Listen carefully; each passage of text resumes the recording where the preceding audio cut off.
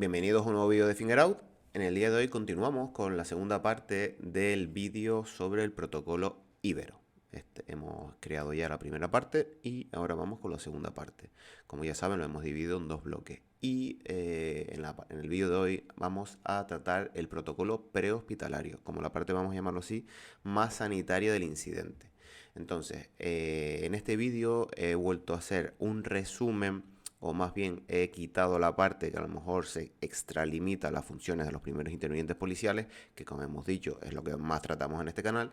Entonces he apartado aquellas partes que creo que podrían no ser de interés o que se excederían demasiado en las competencias del personal policial, ¿de acuerdo? O que no tendríamos ni los medios ni la formación necesaria a nivel incluso legal para llegar a realizarlo. Entonces empezamos con una introducción y empezamos. El Tactical Emergency Medical Support, apoyo médico de emergencias al entorno táctico civil, tiene tras de sí una larga historia en los Estados Unidos. Sin embargo, a día de hoy, aún no existe un estándar de cuidados específicos para el TEMS y para la asistencia prehospitalaria al trauma en entornos de alto riesgo en nuestro país. Las prácticas y los principios en los que se basa actualmente los primeros intervinientes en entornos civiles no se adecuan a las necesidades que requiere la asistencia de emergencia típica en el lugar de la lesión en un entorno de alto riesgo. El santo grial de la asistencia al trauma sigue siendo eliminar las muertes evitables en el campo de batalla moderno, hemorragia aislada en una extremidad, neumotoras a tensión y obstrucción de la vía aérea. En 1996, el artículo trascendental de Buttel and Hartmann sobre la asistencia prehospitalaria en el campo de batalla moderno estudió cómo moría la gente en combate, discutió las limitaciones que presentaba el soporte vital avanzado al trauma, el ATLS, y propuso un nuevo conjunto de principios para la asistencia al trauma en zonas de alto riesgo. El TCCC inició un cambio de paradigma en la asistencia prehospitalaria al trauma, enfatizando las consideraciones tácticas e introduciendo nueva terminología como fuego enemigo, disciplina de luz y de ruido, o éxito de la misión como elementos determinantes en la asistencia al trauma. La aplicación rígida e integral de las recomendaciones del TCCC en protocolos civiles supone esencialmente el mismo error que utilizar los principios de ATLS para manejo del trauma en el campo de batalla. El TCCC no aborda las diferencias entre los ambientes militares y civiles. Características que distinguen el entorno de alto riesgo y militares. 1. Espectro de competencia y responsabilidad. Los intervinientes sanitarios, policiales y civiles deben regirse por las correspondientes legislaciones y protocolos estatales y locales y pueden incurrir en delitos de negligencia o intrusismo, algo que no les ocurre a los militares. 2. Patrones lesionales. Aunque las armas son similares en ambos escenarios, los patrones lesionales difieren debido a la prevalencia y la diferencia en la materia de protección balística, así como en el empleo y la potencia de los artefactos explosivos improvisados que encontramos en el entorno militar. 3. Diferencias en los obstáculos para la asistencia y la evacuación. A pesar de la amenaza de ataques terroristas dinámicos, los ataques secundarios y la resistencia armada a la evacuación de bajas es mucho menos común en escenarios civiles. 4. Distancia y recursos. Generalmente las distancias son más cortas y se dispone de más recursos para la evacuación hasta la asistencia definitiva en el entorno civil. 5.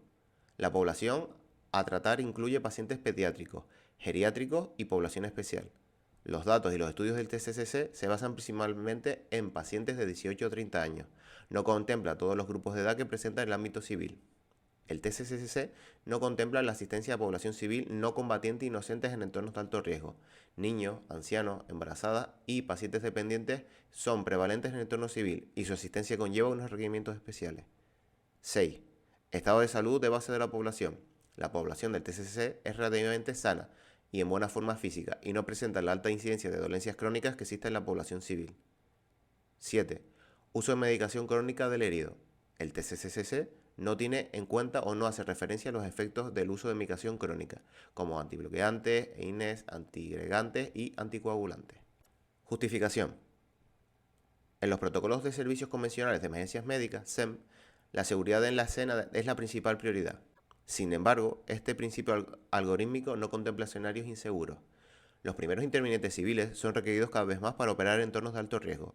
Las tradicionales directrices de actuación se limitan a centrarse en el paciente sin tener en cuenta las limitaciones tácticas u operacionales del entorno de trabajo.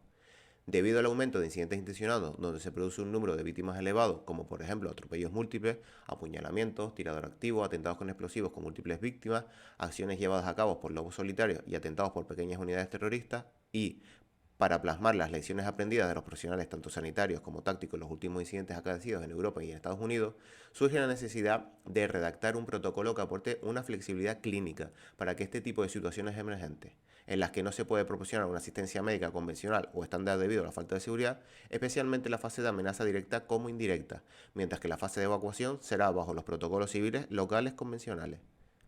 La premisa que reside detrás de este protocolo es ofrecer un mecanismo que permita al personal policial, táctico sanitario, con competencias asistenciales en primeros auxilios y al personal de los servicios de emergencias médicas, SEM, una aproximación estructurada a las víctimas que les facilita el tratamiento de las amenazas de riesgo vital más inminentes, las cuales son similares a las que se pueden encontrar en entornos prehospitalarios en combate, inicialmente basada en la proximidad de los asistentes a la amenaza real o potencial y empleando un modelo de mitigación de la amenaza.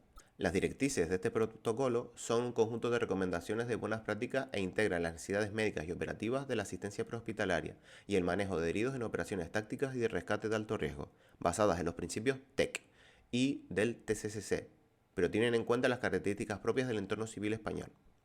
Además, permite hablar un lenguaje común entre el personal policial, personal táctico sanitario con competencias asistenciales en primeros auxilios y el personal del SEM, que se debe ampliar al resto de profesionales sanitarios de toda la cadena asistencial, como personal de urgencias hospitalarias y cirujanos.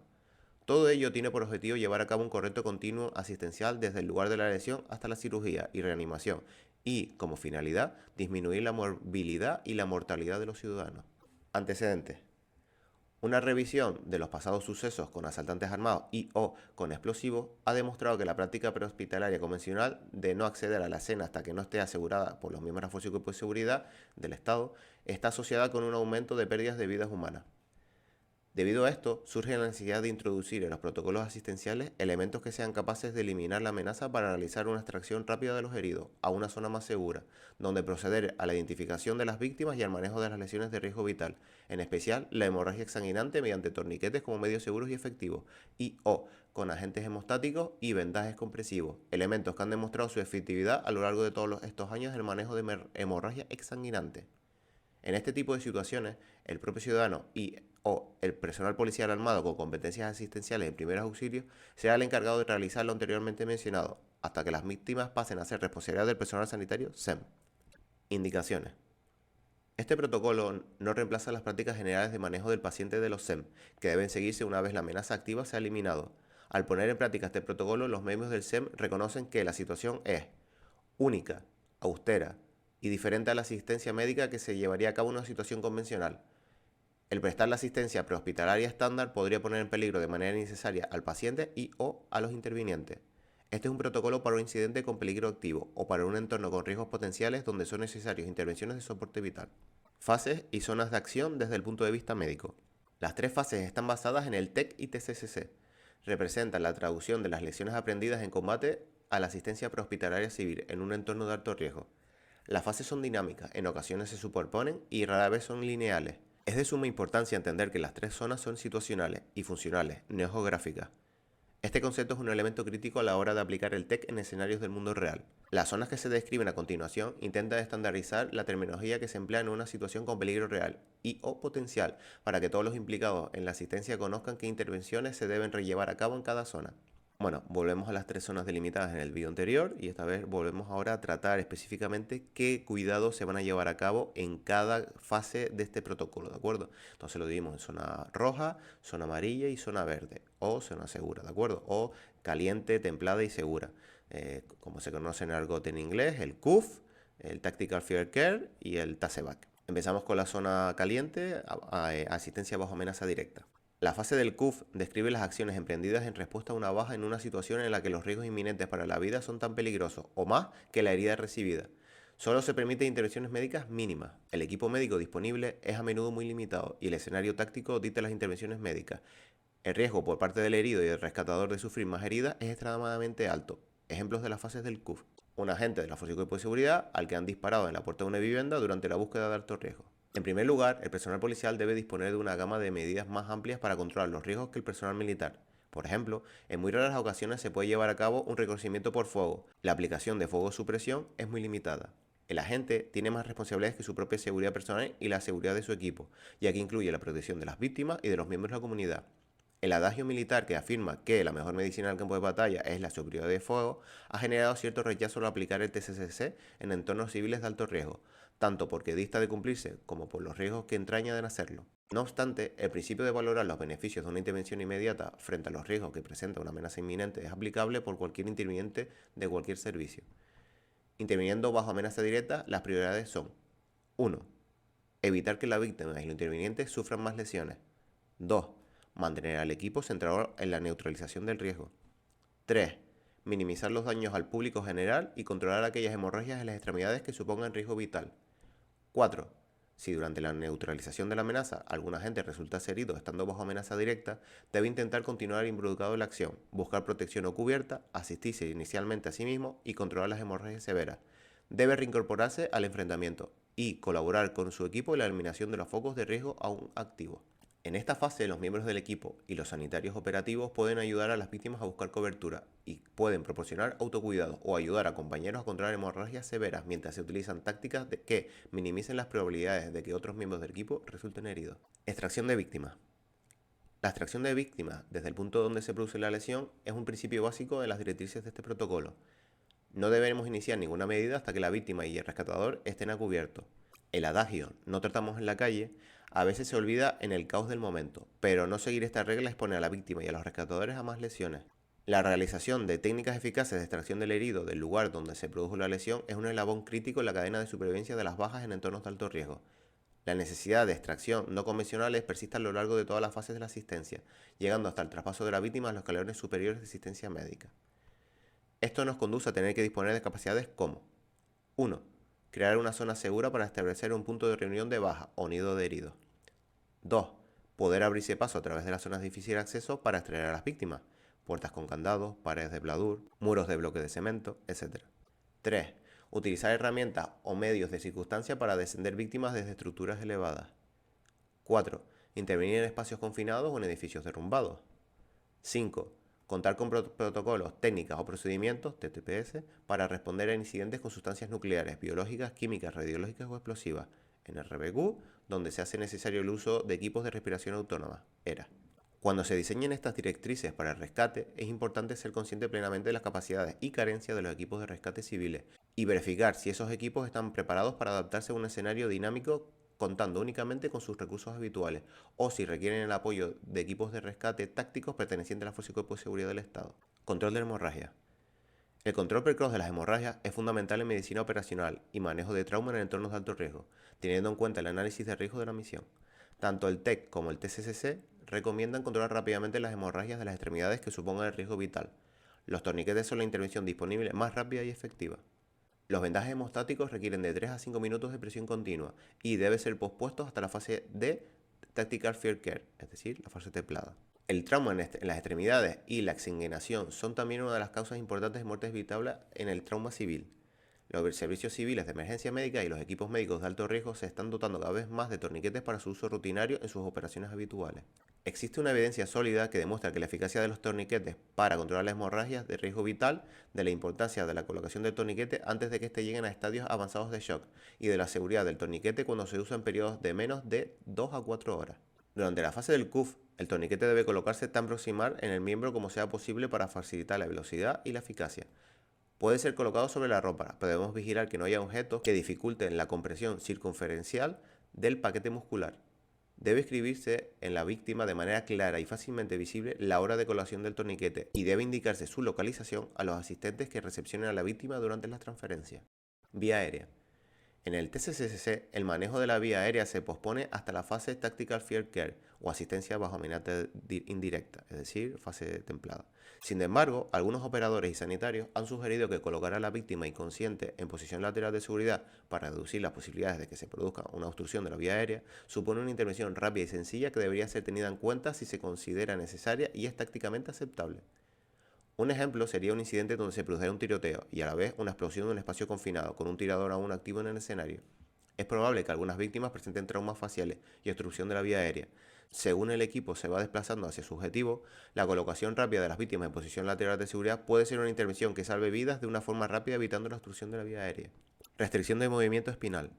El rescatador debe ser consciente de la necesidad de protección cervical durante la extracción si se ha producido un mecanismo lesional contuso significativo, como una explosión con onda expansiva, caída o derrumbe de las estructuras, si bien, en una situación con múltiples víctimas, llevar a cabo esta protección cervical resulta prácticamente inviable. En lesiones penetrantes aisladas en el cuello, la inmovilización espinal rara vez es útil. Y continuamos con la fase de asistencia bajo amenaza indirecta. Asistencia en entorno táctico, es decir, fase templada. La fase TFC articula una serie de prioridades asistenciales en el trauma que se producen en operaciones de alto riesgo, aplicables a aquellas situaciones en que la víctima y el asistente sanitario del SEM se encuentren en una zona más segura o de amenaza indirecta, como un punto de reunión de bajas o nido de heridos, a cubierto o fuera del alcance del atacante, pero con una amenaza potencial para la seguridad o para la vida del personal. Un nido de heridos o punto de agrupamiento de víctimas es una localización que está a cubierto de una amenaza directa y donde las víctimas pueden agruparse para ser trasladadas desde una zona de peligro a una zona de triaje o tratamiento. Será necesario varios nidos de heridos o puntos de agrupación de víctimas en las zonas templadas o frías. Estos puntos se deben establecer cuanto antes y se debe informar de su localización a todos los intervinientes lo antes posible. Aunque el mayor grado de seguridad para la víctima y el interviniente generalmente permiten una asistencia más pausada, el operativo debe ser consciente del carácter dinámico de las operaciones tácticas y de que la seguridad del escenario puede cambiar en un instante. Los primeros intervinientes deben valorar los potenciales beneficios de la asistencia médica, los riesgos que presenta una operación táctica en curso y lo que supondrían el retraso de la evacuación de una víctima. La prioridad asistencial en esta zona es la evacuación de los pacientes a un área completamente segura. No se debe retrasar la extracción de los heridos por llevar a cabo tratamientos avanzados. Las prioridades en la evaluación y el tratamiento de las víctimas deben limitarse a intervenciones esenciales salvavidas tras asegurar la escena, bajo el acrónimo MARCH. En primer lugar, la M, control de hemorragia masiva, mediante la presión directa y la colocación de torniquetes en localizaciones anatómicas que permitan su colocación, agentes hemostáticos o vendas estándar para empaquetar la lesión y vendajes compresivos en lugares donde no sea anatómicamente viable la colocación de torniquetes. Además, se incluye la inmovilización del anillo pélvico ante sospecha o diagnóstico de fractura de pelvis, según un mecanismo lesional, y especialmente si existe inestabilidad hemodinámica. A. Vía aérea. Inicialmente mediante apertura manual con maniobras básicas o cálula nasofaringea. R. De respiración. Tratar heridas abiertas en el tórax mediante parches oclusivos, valvulados o canalizados, siempre y cuando se pueda continuar reevaluando a la víctima y descomprimir los neumotórax a tensión mediante aguja catéter de 14G de 8 centímetros de longitud o de 10G, si se dispone de ella o con una aguja catéter de 14G estándar. C. Circulación. Reposición de fluidos solo en pacientes en shock hipovolémico, realizando una reanimación hipotensiva hasta recuperar el pulso radial y mejorar el nivel de conciencia. H. Cabeza, hipotermia. Manejo del traumatismo craneoencefálico y prevención de la hipotermia precoz con medios activos. E. Everything else. Todo lo demás, como analgesia, antibioterapia, inmovilización de fracturas, manejo de quemaduras, etc.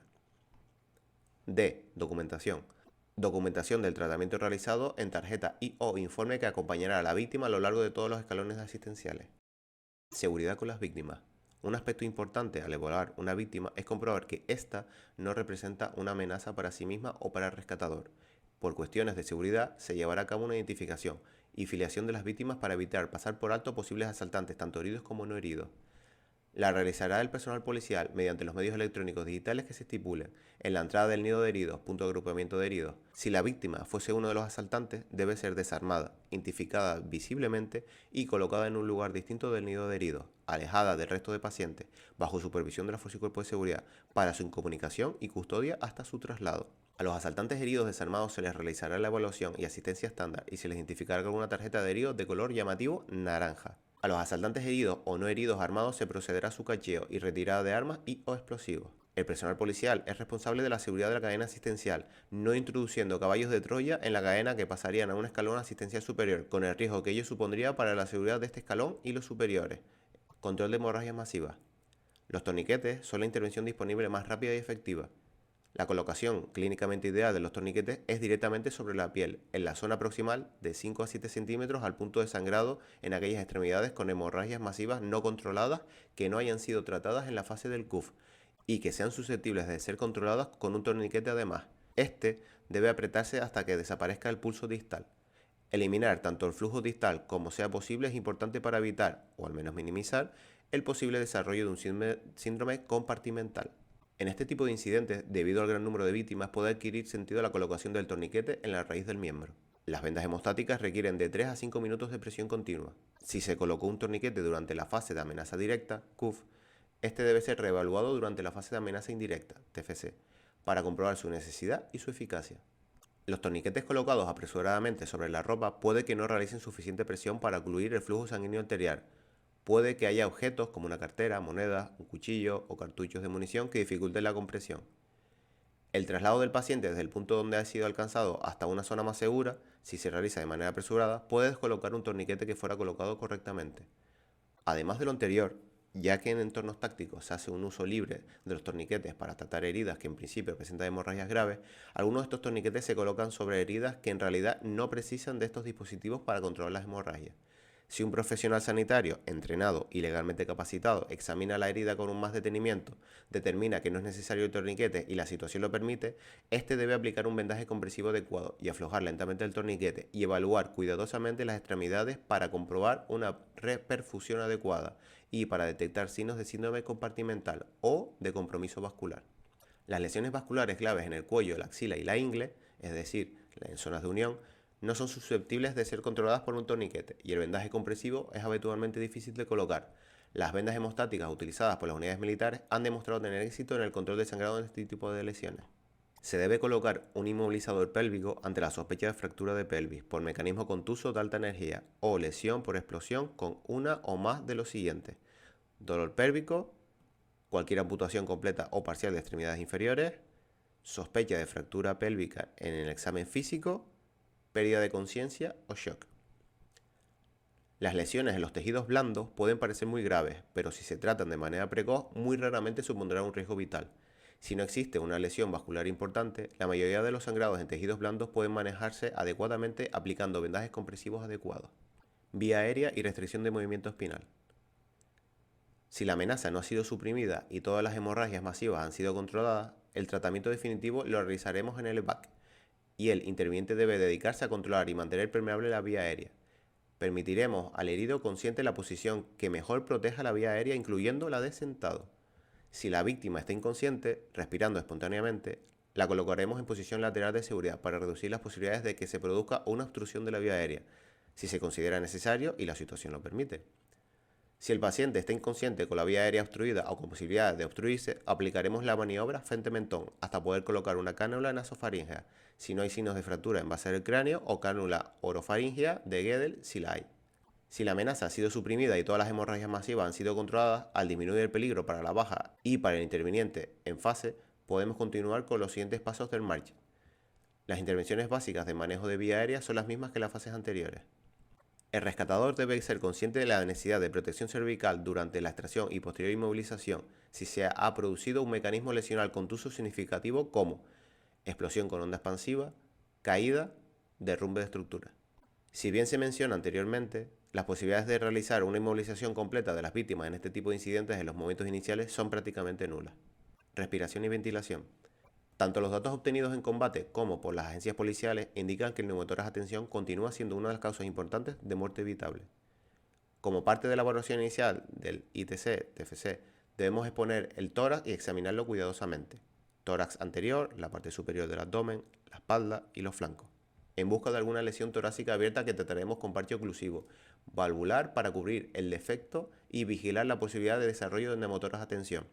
Para tratarlo, abombaremos o despegaremos el parche por una de sus esquinas exponiendo la herida o mediante la descompresión por aguja por personal entrenado y legalmente autorizado. Según las recomendaciones del TEC y el RC y del ERC, no se debe colocar parche en las heridas penetrantes por primeros intervinientes policiales y puede no estar indicada la colocación por personal sanitario si la víctima no puede reevaluarse de manera continua, ya que se puede desarrollar un neumotórax a tensión iatrogénico. Los pros y contras de este tratamiento deben ser valorados por el personal asistencial según la situación específica. En la fase del TFC, las limitaciones operacionales a menudo dificultan la detección de los signos físicos que habitualmente alertan de la aparición de un neumotórax a tensión, como la hipoxia, el estrechamiento de la presión del pulso, el efisema subcutáneo, ingurgitación yugular, hipotensión arterial con bajo gasto o la desviación traqueal. Está indicado en este punto el empleo de la pulsioxiometría para apoyo al diagnóstico, si se dispone de la misma y las condiciones del entorno lo permiten. En la fase del TFC y en otros escenarios prehospitalarios de alto riesgo, cualquier paciente con trauma en el tórax, penetrante o contuso, que presente insuficiencia respiratoria progresiva está desarrollando un neumotórax a tensión y debe ser tratado mediante la descompresión por aguja.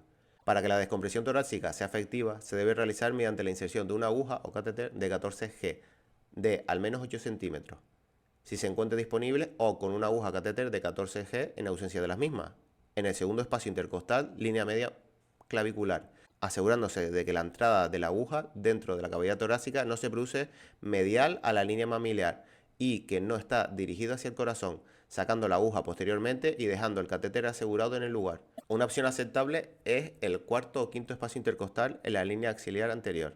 En la mayoría de las ocasiones, el interior del catéter se obstruirá en pocos minutos y este perderá la capacidad de evacuar el aire. No es necesario colocar una válvula unidireccional si dejamos puesto el catéter, ya que no se producirá un neumotórax abierto. La resistencia creada por el pequeño diámetro interno del catéter número 14 es similar al del aire que se desplaza hacia adentro y hacia afuera a través de los diámetros más amplios de la boca y la tráquea. Se podrá emplear también un kit de toracostomía descompresiva con aguja. En caso de que el herido no mejore, se realizará una punción torácica en el mismo hemitórax y se considerará, basándose en el mecanismo lesional y los hallazgos físicos, si puede ser necesaria la descompresión del otro lado del tórax, según la última actualización de las recomendaciones del TCC de agosto de 2018.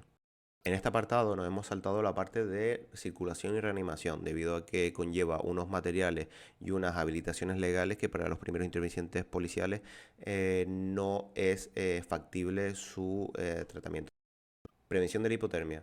La hipotermia en los pacientes que han sufrido un trauma produce alteraciones de la cascada de coagulación y acidosis, lo que aumenta considerablemente la mortalidad.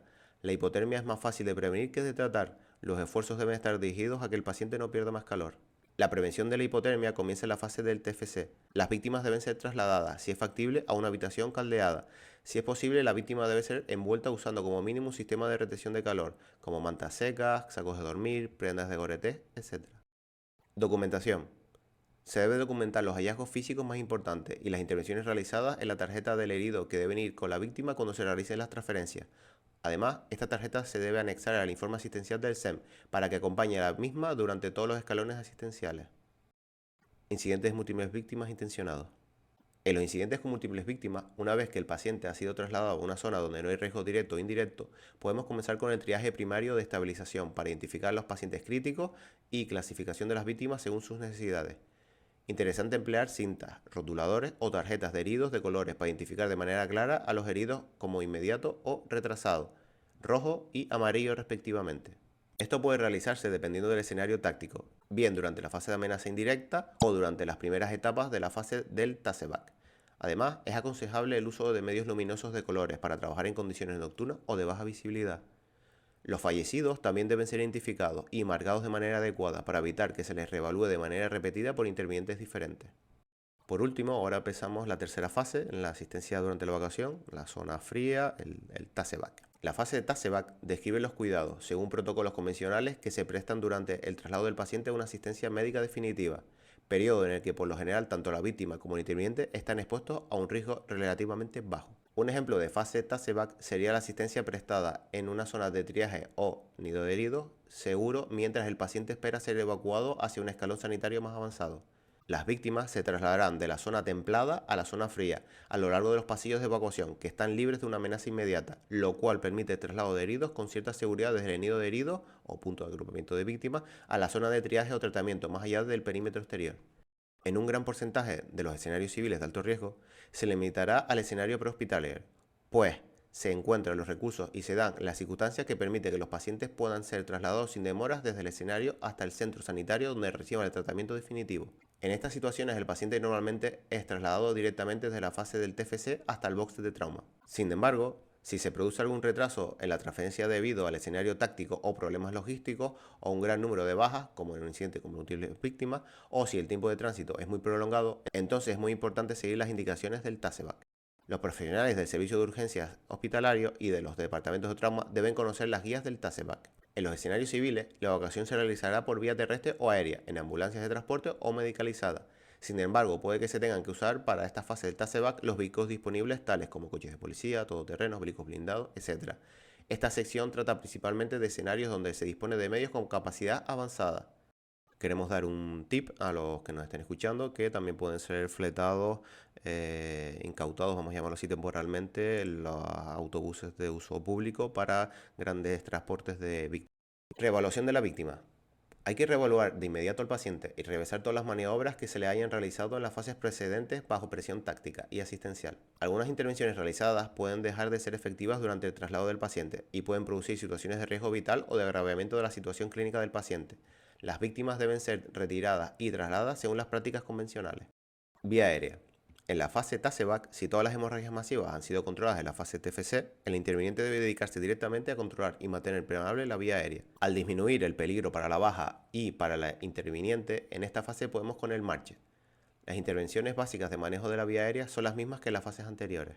La inmovilización espinal juega un papel muy importante en la fase TASEVAC. En esta fase, la balanza entre riesgo-beneficio se desplaza hacia este último, de modo que si se dispone de los recursos necesarios, se le realizará una inmovilización espinal a cualquier paciente que presente signos o síntomas neurológicos o que hayan sufrido una lesión por mecanismo de alta energía. En pacientes mayores de 65 años hay que aplicar estos algoritmos con suma precaución, ya que en este grupo de edad hay un alto riesgo de lesiones ocultas. Aunque el tratamiento ha de seguir los protocolos locales, debemos valorar los efectos de retrasar la evacuación hasta el centro de asistencia definitiva por realizar una exploración cervical minuciosa en pacientes críticos con lesiones cervicales penetrantes. Ventilación. Las intervenciones realizadas en la fase TFC se continúan en la fase TASEVAC. Durante la evacuación suele estar disponible equipos de monitorización adicional como la pulsioxiometría. Deben utilizarse para obtener información adicional del estado de la función respiratoria del paciente. Hay que tener en cuenta que la desaturación es un signo relativamente tardío de la insuficiencia respiratoria y que existen nuevas técnicas como la sinografía nasal que pueden aportarnos información más inmediata. En esta fase se debe disponer de oxígeno rápidamente como se dispone en casi todos los escenarios civiles y se debe poder administrar a discreción, aunque muchos pacientes traumáticos, como aquellos que solo han sufrido lesiones musculoesqueléticas aisladas, no requieren oxígeno suplementario. En los incidentes con múltiples víctimas, donde los recursos escasean, el oxígeno suplementario se reservará para aquellos pacientes con lesiones en el aparato respiratorio que presenten insuficiencia ventilatoria, pacientes en shock, bajas con lesiones craneales, pacientes inconscientes y cualquier paciente con baja saturación de oxígeno mediante por pulsioxiometría. Debemos valorar la colocación de un tubo torácico en cualquier paciente que requiere repetidamente descompresiones con agujas, que vaya a ser evacuado por medios aéreos o si se prevé un retraso en los tiempos de evacuación para el tratamiento definitivo con supervisión médica y conforme a protocolos locales. Los tubos torácicos requieren siempre una válvula unidireccional. Sangrado. En la fase TASEVAC hay que exponer completamente todas las heridas y evaluar la eficacia de las intervenciones realizadas en las fases de asistencia anteriores. El paciente debe ser desnudado para poder realizar una inspección detallada en busca de lesiones no detectadas. En cuanto al personal táctico, el equipo y el uniforme, incluyendo los elementos de protección, deben ser inspeccionados para buscar daños y deben permanecer junto al paciente. No debemos olvidar bajo ningún concepto el riesgo de hipotermia. Cualquier herida de importancia en las extremidades o cualquier lesión en las extremidades que sangre de manera descontrolada deberá ser tratada colocando un torniquete a 5 o 7 centímetros por encima del punto de sangrado sobre la piel o usando un vendaje compresivo con empacamiento profundo. Hay que verificar la eficacia y la necesidad de todos los torniquetes. Todas las complicaciones de los torniquetes están directamente relacionadas con el tiempo de colocación, así que cuanto antes se retire, menor serán las complicaciones. Varios estudios muestran que no se produjo ninguna complicación por torniquetes colocados durante más de 120 minutos. En esta fase hay que decidir si se intenta aflojar o retirar los torniquetes o si se dejan colocados durante el traslado. Si se considera que el torniquete es necesario y efectivo y la víctima va a ser evacuada en breve a un centro hospitalario, el torniquete debe quedar colocado. Sin embargo, si presumimos retrasos importantes en el traslado, podemos valorar sustituir el torniquete por un vendaje compresivo. Otro factor a tener en cuenta y, quizás el más importante, no se retirará o transicionará un torniquete si la situación indica que no lo hagamos, especialmente en este tipo de incidentes donde existen múltiples víctimas, se disponen de pocos recursos materiales y de personal, y no se pueden reevaluar de manera continuada las víctimas. Para mover un torniquete distalmente a una localización de 5 o 7 centímetros por encima del punto de sangrado, se debe colocar un torniquete nuevo en la nueva localización. Una vez colocado correctamente el nuevo dispositivo, se retirará el torniquete previo. Para transicionar de un torniquete a un vendaje compresivo, se aplicará en la herida un vendaje compresivo adecuado con agente hemostático o con empaquetamiento de la lesión. Una vez realizado el vendaje, se aflojará el torniquete y se comprobará que no existe sangrado. Si este se produce, se volverá a apretar el torniquete a 5 o 7 centímetros del punto de sangrado y se reforzará el vendaje compresivo. Si no se produce sangrado tras aflojar el torniquete, se dejará el torniquete aflojado en el lugar, nunca retirándolo, por si es necesario volver a emplearlo ante un resangrado. Si detectamos pulso distal en un miembro donde se haya colocado un torniquete y se valore que este es necesario, debemos controlar este pulso apretando aún más el torniquete o aplicando otro torniquete junto, proximal al primero, pegado de lado con lado, para así obtener una superficie más amplia de presión sobre las estructuras vasculares. Debemos marcar claramente con un rotulador indeleble la hora de colocación de cada dispositivo. Los agentes hemostáticos deben utilizarse en las primeras fases en aquellas hemorragias importantes en áreas anatómicas donde no es factible el uso de torniquetes, o para reducir el número de torniquetes colocados en una baja.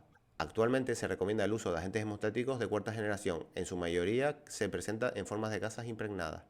Nos hemos saltado completamente el acceso intravenoso y reanimación por las mismas características de falta de medios y de formación e incluso ámbito legal. Prevención de la hipotermia.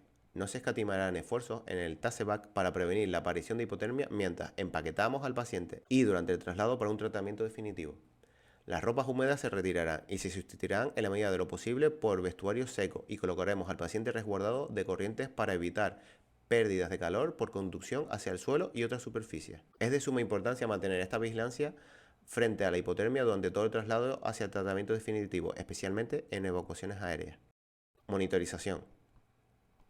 En incidentes con múltiples víctimas o entornos ruidosos, la pulsioximetría puede ser una ayuda eficaz para obtener información visual continua del pulso y de la saturación del oxígeno de los pacientes. Los intervinientes deben procurar que la pulsioximetría se mida en miembros sanos sin lesiones para que las lecturas sean lo más reales posible. Reevaluación y retriaje. Si se dispone de tiempo para ello, se realizará una evaluación secundaria completa de cabeza a pies y del tórax a la espalda. Atenderemos cualquier lesión destacable que no haya sido tratada previamente, incluyendo la inmovilización de lesiones en huesos largos o articulaciones y la realización de la inmovilización pélvica, previamente en control de hemorragia si se sospecha fractura y sangrado, si se considera necesario. Se llevará a cabo un segundo triaje de evacuación de los pacientes para determinar la forma de traslado y el destino de todos los evacuados. Analgesia y antibioterapia. La administración de analgesia puede ser necesaria en casos donde el personal policial deba mantener sus facultades mentales y permanecer operativo, continuando involucrado activamente en la misión, o en aquellos casos en los que la víctima civil solo experimente dolor leve o moderado. Se recomienda el uso de fármacos no opiáceos por vía oral. O, cuarto, se evitará el uso de AINES que inhiben la agregación plaquetaria, ibuprofeno, melódica, diclofenaco, desketroprofeno, etc. Quemaduras. En situaciones con múltiples víctimas, donde es probable que se produzcan retrasos en las evacuaciones, se valorará el tratamiento de los grandes quemados que se hará siguiendo los siguientes protocolos. Se calculará el total de la superficie corporal quemada y se cubrirá al paciente con gasas secas estériles. Es apropiado el uso de analgesia de forma agresiva en pacientes quemados. Se iniciarán las medidas para prevenir la hipotermia. Se debe realizar un manejo precoz y agresivo de la vía aérea o la intubación por ISR en cualquier baja con signos de lesiones inhalatorias. Uso de vendajes comerciales para quemaduras para controlar el dolor en aquellos quemados con menos del 20% del total del SQC. El riesgo de hipotermia inducido por estos vendajes comerciales es excesivo en grandes quemados y por eso los evitaremos en estos pacientes. El uso de vendajes comerciales para quemaduras para control de dolor en aquellos quemados con menos del 20% del total no está aconsejado, ya que no han presentado mayor evidencia que unas gasas convencionales húmedas. El uso de vendajes comerciales para quemaduras para controlar el dolor en aquellos quemados con menos del 20% del total del SQC no está aconsejado, ya que no han presentado mayor evidencia que unas gasas convencionales húmedas o secas y pueden interaccionar con medicación en el tratamiento hospitalario. No es preciso administrar cantidades excesivas de líquido, cuarta en fase EVAC. Obviamente, la prevención de la hipotermia y la hipotensión permisiva son más importantes que la reposición de líquidos en un paciente quemado en shock en el entorno táctico. Aunque los pacientes quemados van a requerir grandes cantidades de fluidos, las cantidades requeridas se calcularán para las primeras 8 y 24 horas, una vez que el paciente se encuentre en la instalación de tratamiento definitivo. Prioridades adicionales. El rescatador debe preparar a las víctimas para su evacuación, teniendo en cuenta los factores ambientales, como los espacios reducidos o los movimientos verticales. En todo momento que sea posible durante la fase TASEVAC, las víctimas deben ser reevaluadas y confortadas, incluso si están inconscientes. Hay que aportarles en cada momento toda la información disponible y explicarles todos los procedimientos que se les estén realizando. Debemos documentar toda la asistencia, las evaluaciones, los tratamientos y los cambios en los que la evolución del paciente se anotarán detalladamente, siguiendo los protocolos locales. Lo ideal es contar con una tarjeta estándar de recogida de datos en cada víctima. Se entregará copia de esta documentación en la instalación de tratamiento definitivo que reciba al paciente para así mantener una adecuada continuidad de cuidados. La RCP puede jugar un papel más importante durante la fase de evacuación, especialmente en pacientes electrocutados, hipotermia grave, en parada cardíaca no traumática o ahogados o semiahogados. Sin embargo, sigue dependiendo del número de víctimas y del número y tipo de recursos disponibles, y el tiempo de traslado es corto. Se podrá valorar la inmovilización cervical espinal completa o restricción de movimiento espinal siempre que el número de víctimas y las circunstancias lo aconsejen, en aquellos que presenten clínicamente de lesión medular o y tengan un mecanismo de alta energía asociado. Formación. Para conseguir que realmente se hable un lenguaje común entre el personal táctico sanitario y los profesionales sanitarios de todos los escalones asistenciales, se recomienda que estos últimos sean formados y reciclados en los tiempos que se marquen previamente en técnicas de control de hemorragia con los medios como torniquetes, agentes hemostáticos y técnicas de extracción de heridos. Asimismo, se recomiendan charlas situacionales por personal con experiencia en la lucha antiterrorista y formación táctico-sanitaria para contextualizar la asistencia sanitaria en incidentes con múltiples víctimas por atentados terroristas, a los que los profesionales sanitarios se pueden ver enfrentados, para dar a conocer los peligros en estas situaciones y cómo eliminarlos o al menos reducirlos. Se hace también hincapié en la necesidad de realizar simulacros, formaciones e intercambio entre el personal policial y táctico-sanitario y el personal sanitario civil para una mejor consecuencia de los objetivos en el caso de producirse un incidente real de características mencionadas. Para finalizar, se recomienda encarecidamente que tanto el personal sanitario civil como el personal policial táctico sanitario estipulen un plan formativo para instruir a todos los ciudadanos que puedan verse enfrentados a este tipo de incidentes sobre identificación y el control de las hemorragias de riesgo vital mediante presión directa, agentes hemostáticos y vendajes compresivos, siguiendo la misma línea que las políticas estadounidenses. Ya se ha demostrado una gran tasa de efectividad en la colocación de los primeros, con un mínimo de entrenamiento, lo que se traducirá, en definitiva, en un mayor número de vidas salvadas por aquellos que se encuentran en el lugar del incidente y son los primeros afectados. Material. Queda clara la necesidad, según lo expuesto anteriormente, de estar equipado con cierto material para reducir la mortalidad y morbilidad de las víctimas producidas en este tipo de incidentes. La disposición en el equipo, el número y la disposición en los vehículos o zonas se tendrá que reflejar o consensuar en los protocolos. Se recomienda la predisposición de mochilas para el control de hemorragias en puntos de gran afluencia de personas y en lugares críticos, como por ejemplo al lado de los DESA, siguiendo las recomendaciones de los consensos de Hartford. El tipo de material a llevar en el equipo y vehículo irá acorde a la formación y a la capacidad legal para la realización de las técnicas de los intervinientes.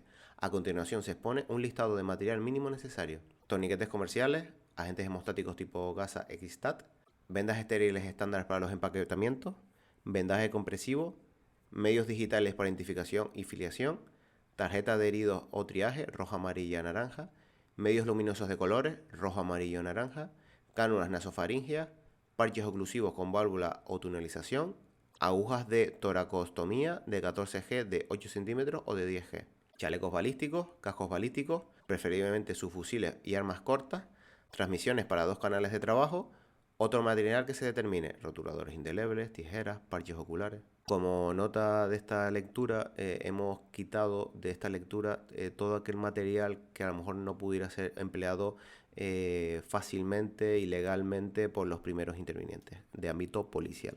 Conclusiones. Uno de los principales problemas a los que la sociedad occidental contemporánea se enfrenta es la violencia armada en general y el fenómeno terrorista en particular. La similitud con un escenario bélico con múltiples víctimas ha comenzado a hacerse patente en una sociedad que ya había olvidado los desastres de la guerra en sus propias carnes. El terrorismo, como una guerra asimétrica, la ha traído de vuelta. En este sentido, los países occidentales se han visto obligados a pasar por un proceso de readaptación de sus procedimientos de respuesta a este tipo de incidentes con diversas fortunas. Países como España, donde el terrorismo ha estado presente durante décadas, se ha visto sorprendida por nuevos modus operandi y nuevos perfiles de víctimas para los que tienen que readaptar su respuesta. Sin embargo, y ello es común a todos los estados europeos, a pesar de estrictos controles en materia de posesión de armas, las propias estructuras estatales, las diversas jurisdicciones y la compartimentación que supone la división del trabajo hace que cuando se ha producido un incidente armado, muchos de los protocolos de respuesta no están lo suficientemente testados, muestran fallos o simplemente aparece la descoordinación ante un nuevo perfil de ataque en el que priman las múltiples víctimas. Por ello, resulta perentorio llevar a cabo una revisión efectiva de la literatura donde se identificasen, con base en casos de éxito operativo en otros países como Estados Unidos, buenas prácticas y modelos trasladables al caso español, identificando qué actores deben intervenir en estos incidentes, en qué zonas y con qué funciones. El protocolo Ibero responde a 3 preguntas. ¿Cuál es la amenaza armada? ¿Cómo se articula? ¿Y cómo se desarrolla? Con ello se pretende facilitar la toma de decisiones y agilizar la elaboración de respuestas adaptadas a través de un mejor conocimiento de lo que la amenaza puede implicar. ¿Cuál es el rol de las fuerzas y cuerpos de seguridad del Estado?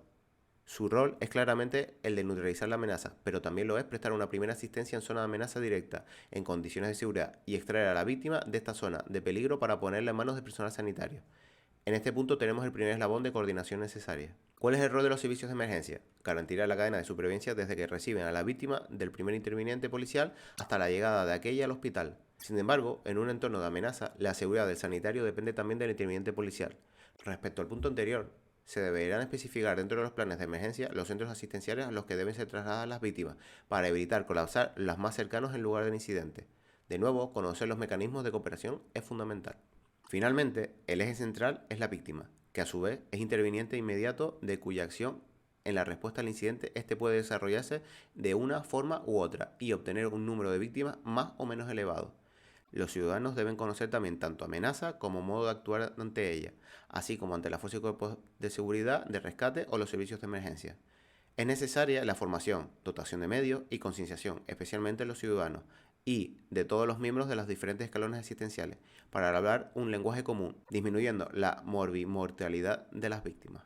El documento responde en buena medida a estas preguntas y proporciona una base documental para profundizar en dichos temas.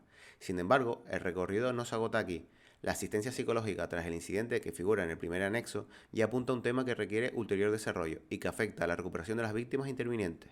Finalmente, el último estadio de la cadena asistencial, como gestión hospitalaria de un incidente con múltiples víctimas y, a la vez, como potencial objetivo, también requiere un desarrollo más profuso. Del mismo modo, otros temas que no se encuentran comprendidos en este documento, pero que merecen su propia línea de investigación en futuras revisiones y adendas son las plataformas aéreas y marítimas o la amenaza NRBQ.